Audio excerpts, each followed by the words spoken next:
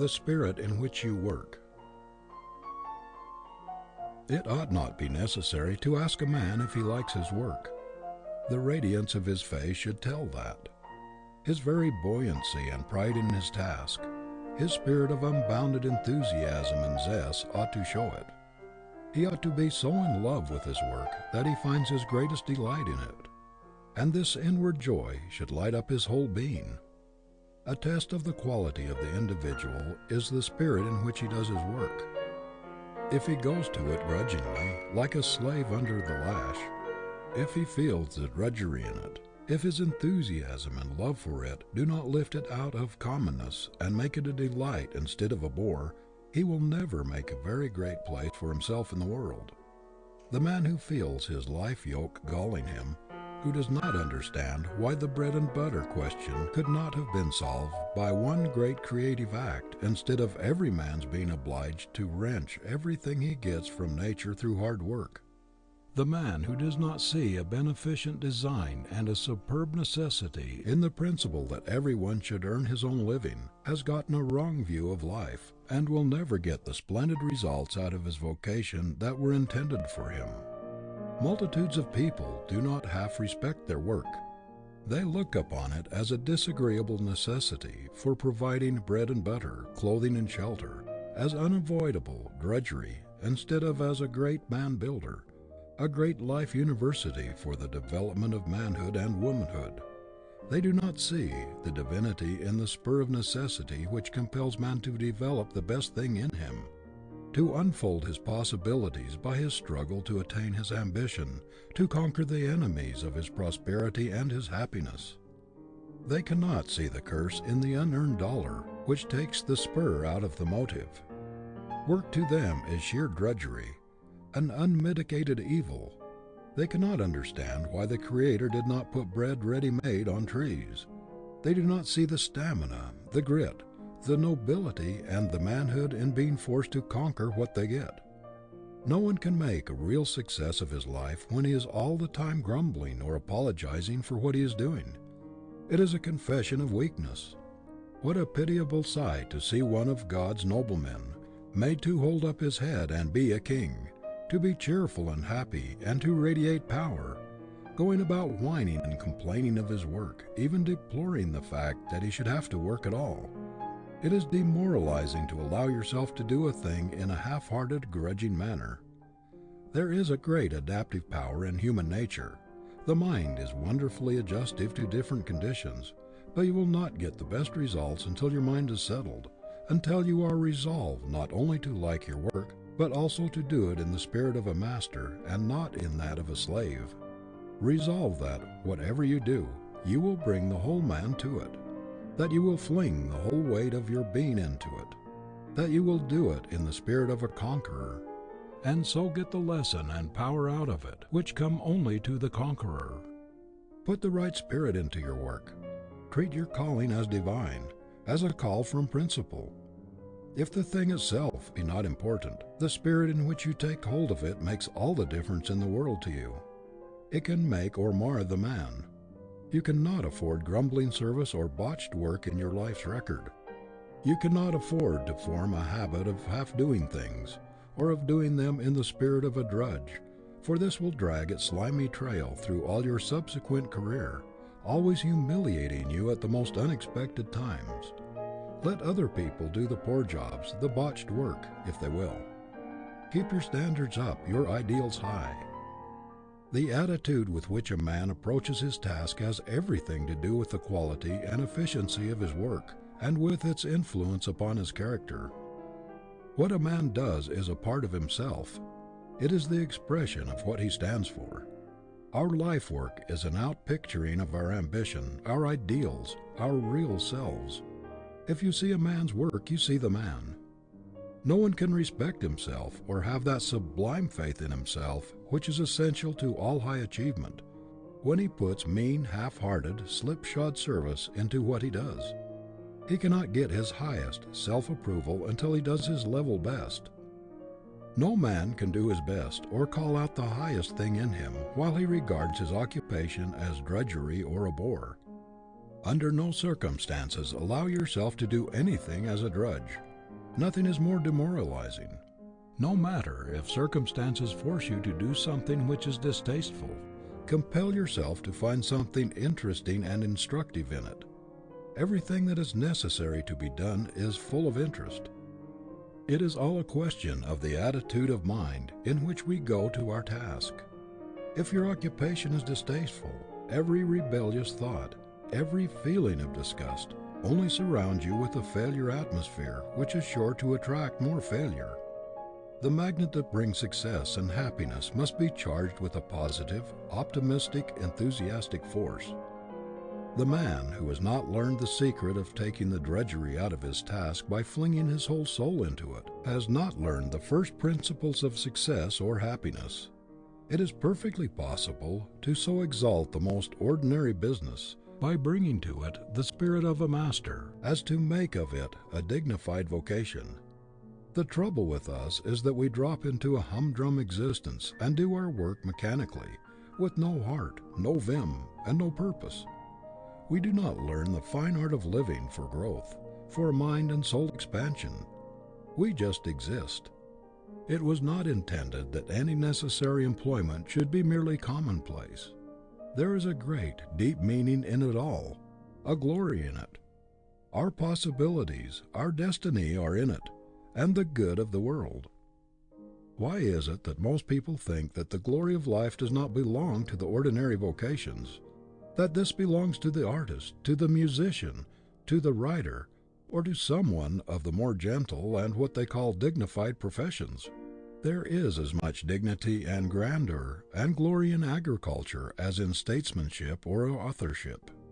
Some people never see any beauty anywhere. They have no soul for the beautiful. Others see it everywhere. Farming to one man is a humdrum existence, an unbearable vocation, a monotonous routine, while another sees the glory and the dignity in it, and takes infinite pleasure in mixing brains with the soil and in working with the Creator to produce grander results. I knew a cobbler in a little village who took infinitely more pride in his vocation than did the lawyer or even the clergyman of that town.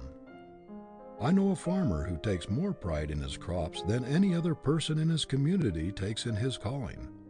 He walks over his farm as proudly as a monarch might travel through his kingdom. This true master farmer will introduce his visitor to his horses and cows and other animals as though they were important personages.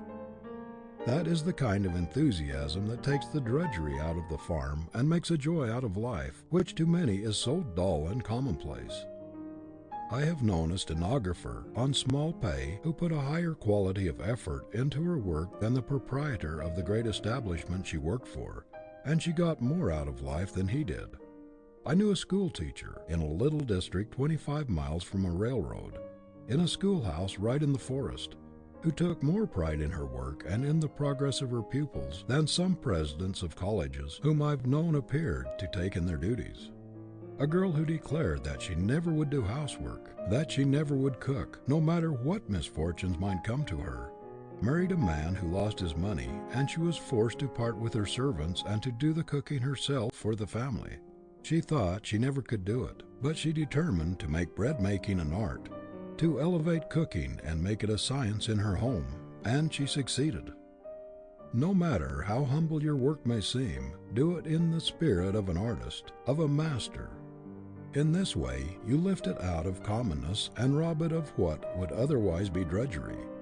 You will find that learning to thoroughly respect everything you do, and not to let it go out of your hands until it has the stamp of your approval upon it as a trademark, will have a wonderful effect upon your whole character.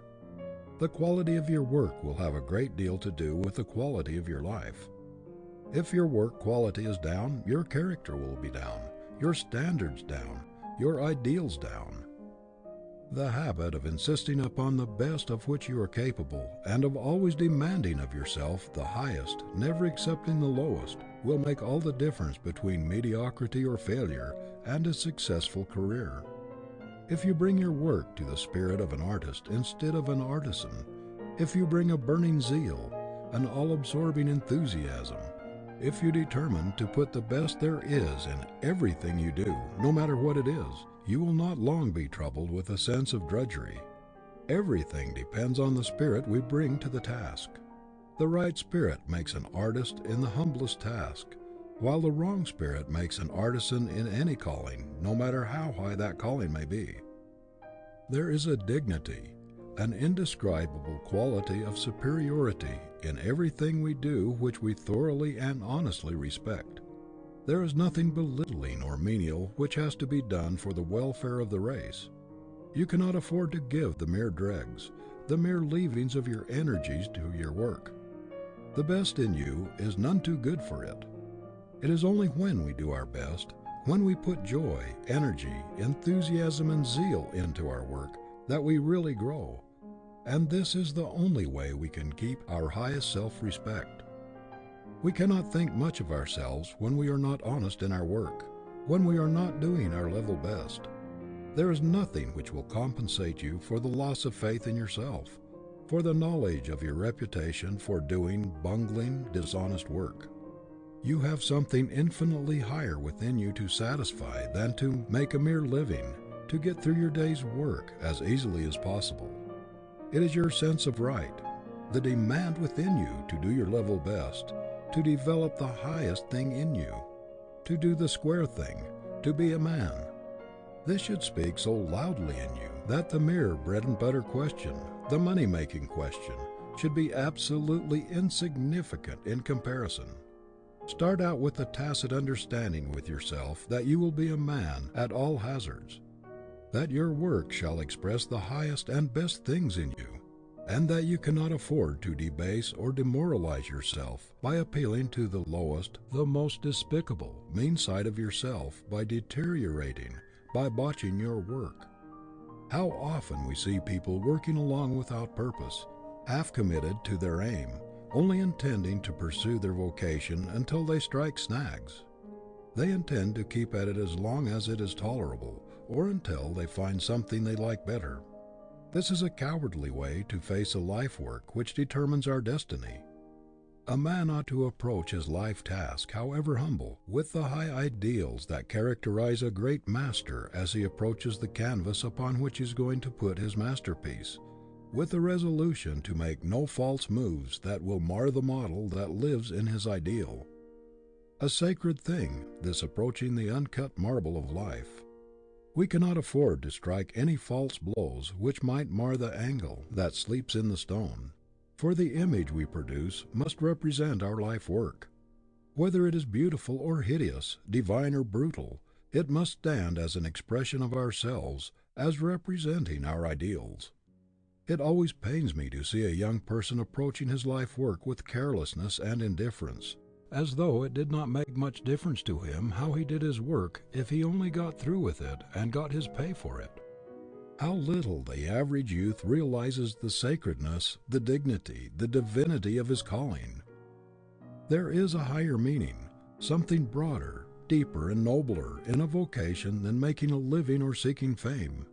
Making a life is the best thing in it. It should be a man developer, a character builder, and a great life school for broadening, deepening, and rounding into symmetry, harmony, and beauty all the God-given faculties within us. The part of our life work which gives us a living, which provides the bread and butter and clothes and houses and shelter, is merely incidental to the great disciplinary, educative phase of it, the self-unfoldment. It is a question of how large and how grand a man or woman you can bring out of your vocation, not how much money there is in it. Your life work is your statue. You cannot get away from it. It is beautiful or hideous, lovely or ugly, inspiring or debasing as you make it. It will elevate or degrade. You can no more get away from it than you can, of your own volition, rise from the earth. Every errand you do, every letter you write, every piece of merchandise you sell, every conversation, every thought of yours, everything you do or think is a blow of the chisel which mars or beautifies the statue. The attitude of mind with which we perform our life work colors the whole career and determines the quality of the destiny. It is the lofty ideal that redeems the life from the curse of commonness and imparts a touch of nobility to every calling. But a low, sordid aim will take the dignity out of any occupation.